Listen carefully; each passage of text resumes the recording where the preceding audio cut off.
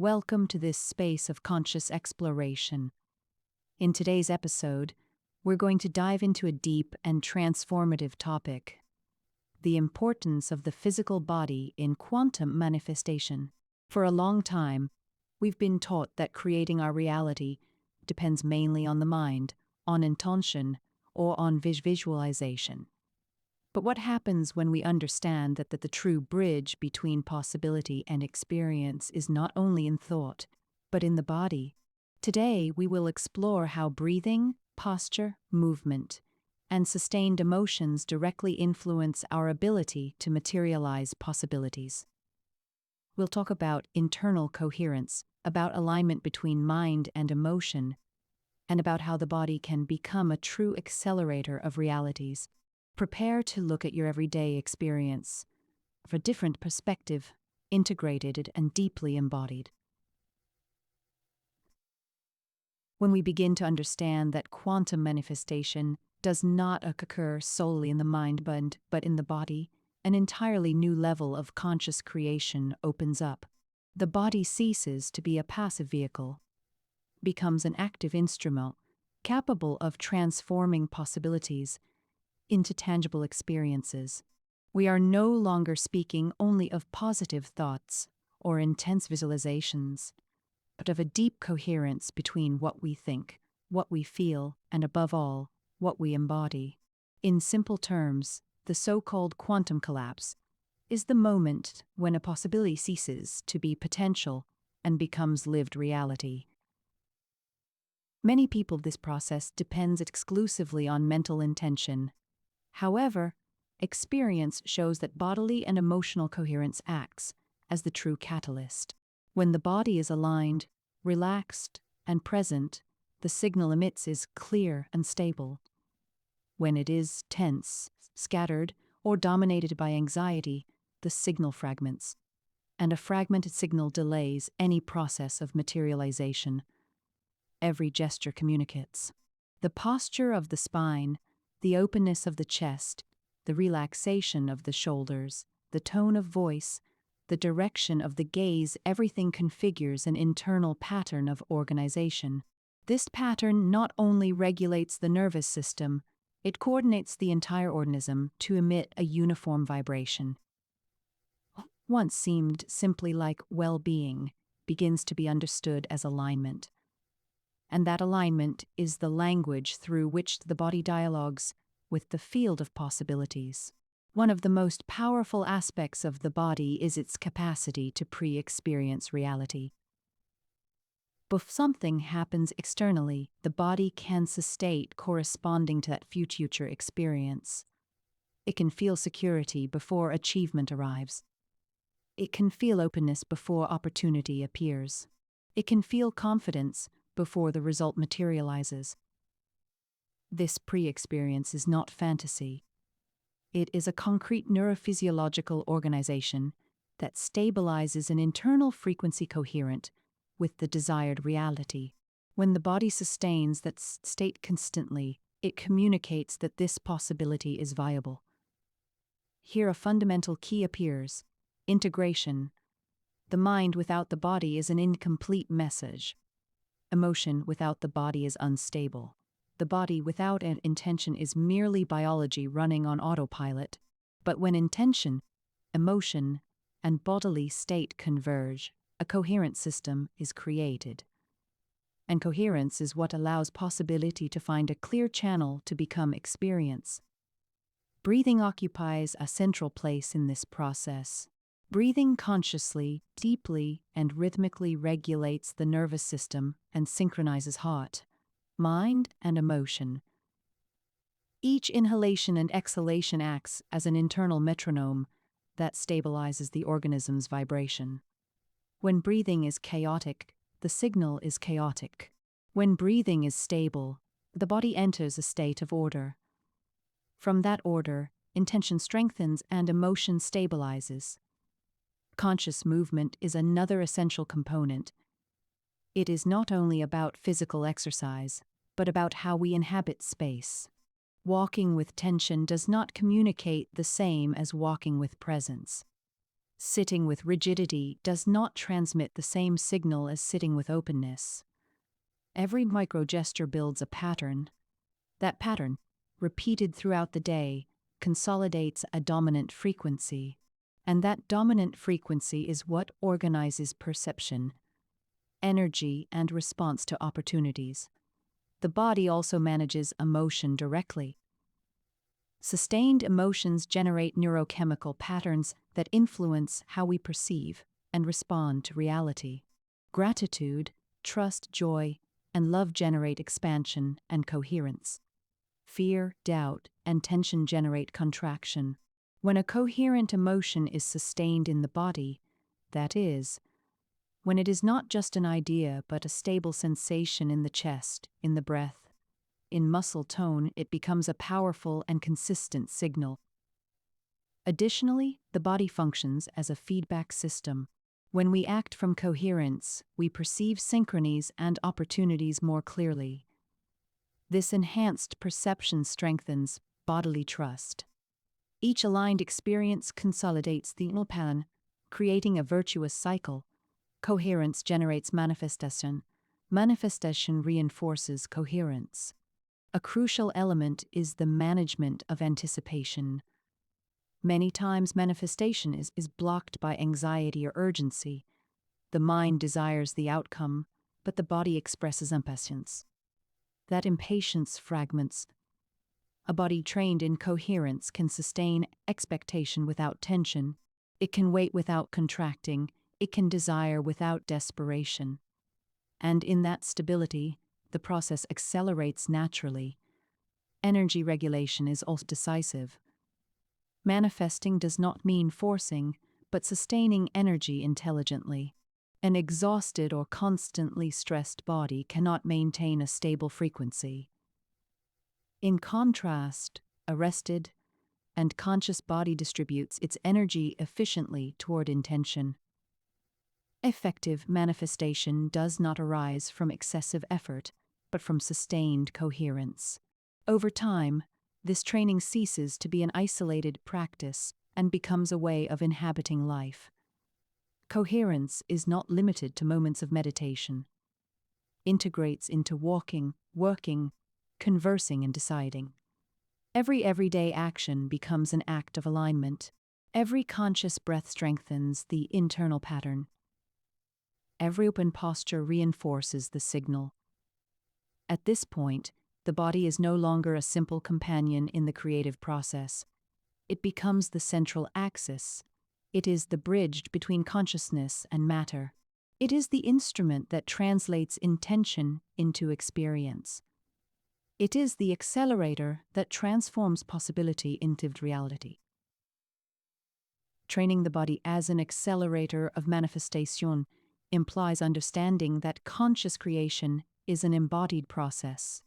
Movement, breathing, posture, emotion, and perception form an integrated system. The more stable and coherent this system is, the more fluid the transition from potential to the tangible will be. If we expand this view of the body as the axis of conscious manifestation, we discover it does not arise in a vacuum. Various authors from theoretical physics to cellular biology and psychology have explored, each from their own conceptual work, the relationship between consciousness, body, and reality. One of the most cited figures in this dialogue between science and spirituality, who has extensively developed the idea that the universe and consciousness are not separate, but deeply interrelated, in works such as You Are the Universe.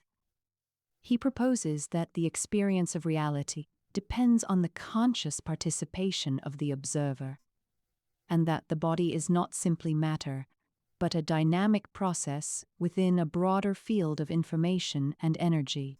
His proposal directly links perception, biology, and experience as inseparable elements of the creative act.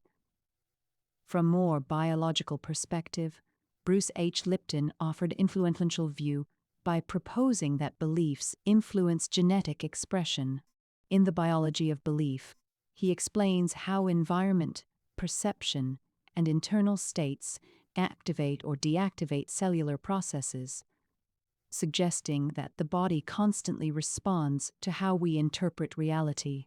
This perspective reinforces the idea that we do not manifest only from the mind, but from a biological system that translates perception into chemistry, emotion into cellular signaling.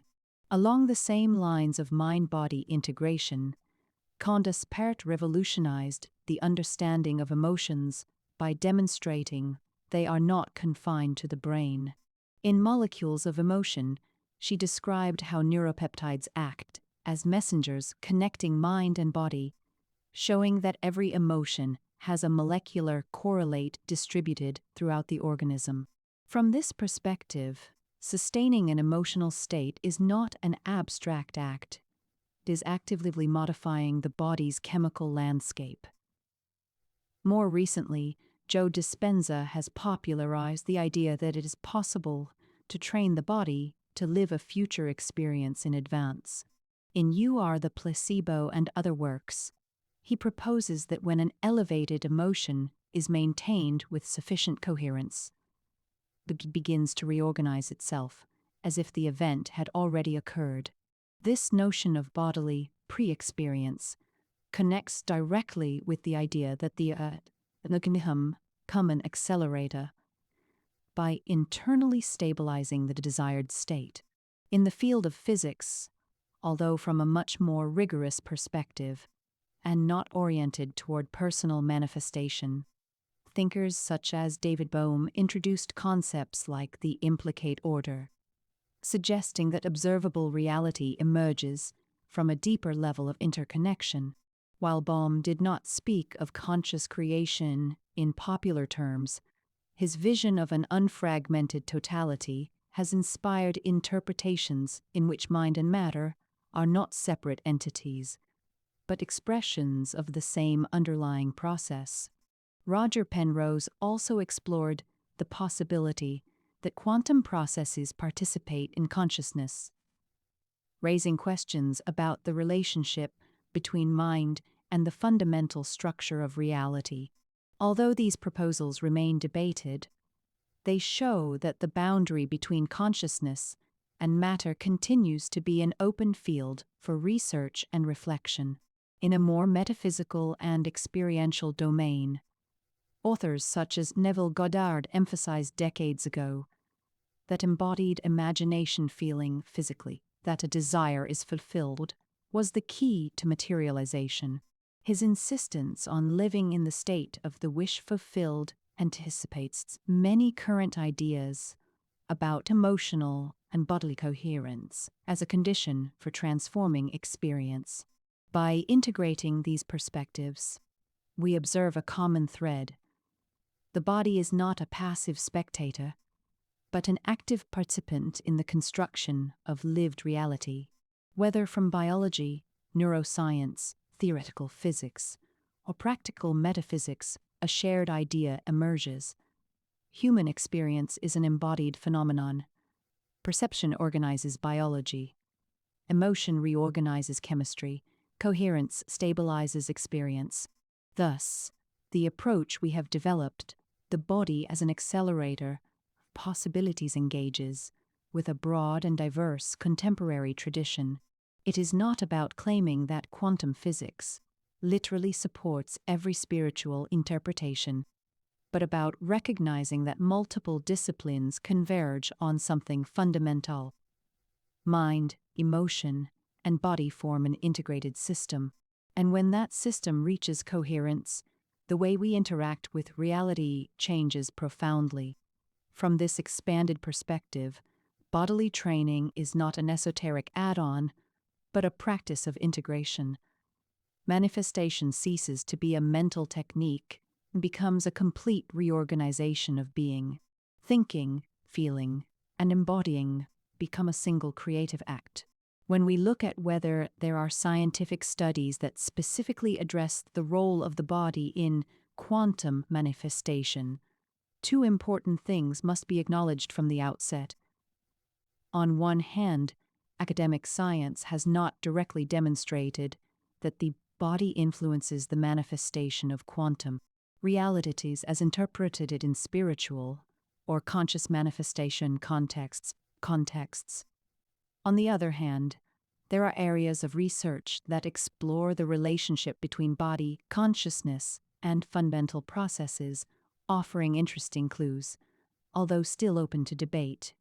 In physics and neuroscience, for example, there are proposals that attempt to integrate phenomena of consciousness with very low-level physical processes.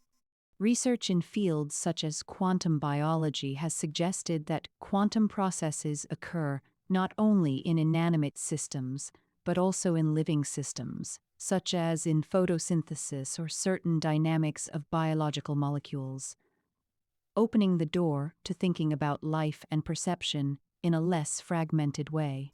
Some recent studies and models attempt to describe the interaction between consciousness and quantum mechanisms without definitive consensus, exploring whether states of quantum coherence could be related to brain activity beyond the purely classical. One of the most debated hypotheses in this context is the so-called orchestrated reduction, OR, proposed in the 1990s by physicist Roger Penrose and anesthesiologist Stuart Hameroff.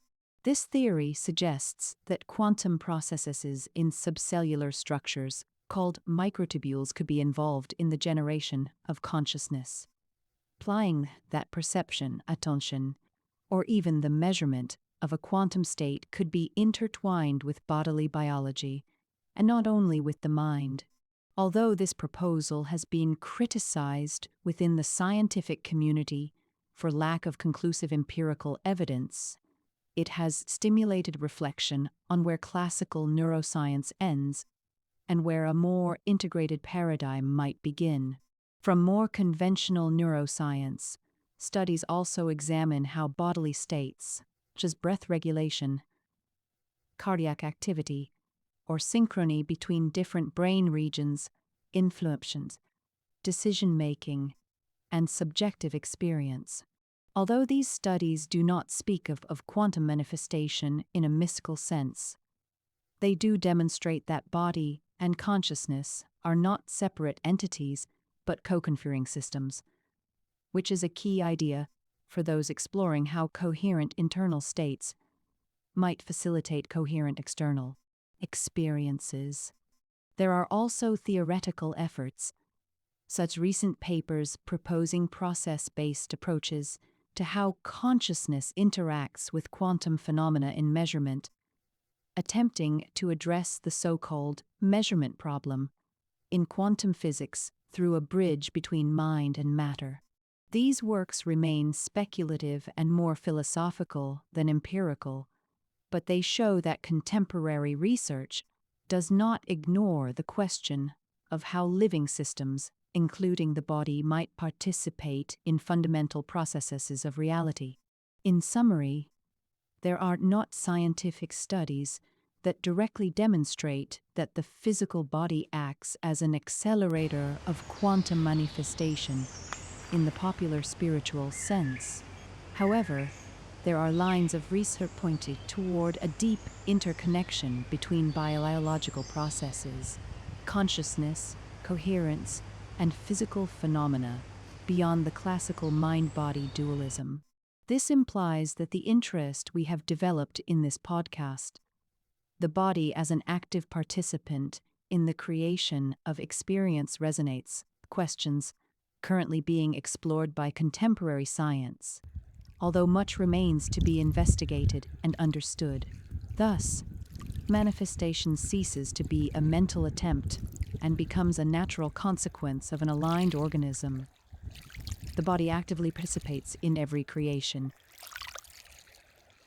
Every gesture and every sustained sensation are part of the process. When the body is regulated, conscious, and coherent, reality responds in harmony. And then we understand something essential. We do not manifest only with what we think.